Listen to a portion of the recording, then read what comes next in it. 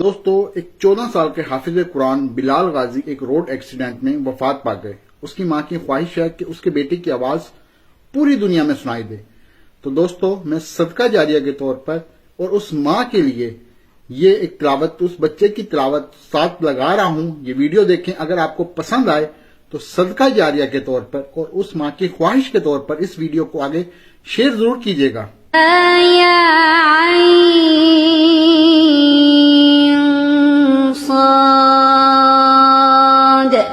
ذكر رحمة ربك عبده زكريا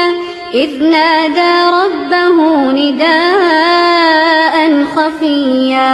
قال رب إني وهن العظم مني واشتعل الرأس شيبا ولم أكن بدعائك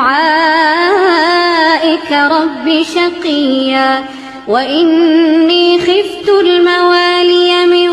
ورائي وكانت امرأتي عاقرا فهب لي من لدنك وليا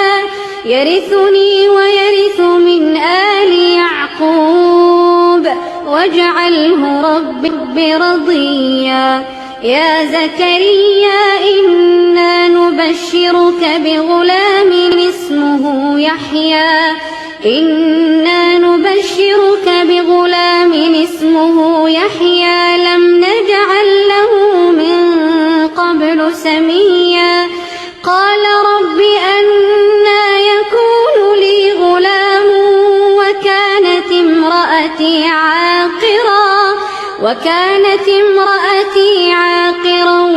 وقد بلغت من الكبر عتيا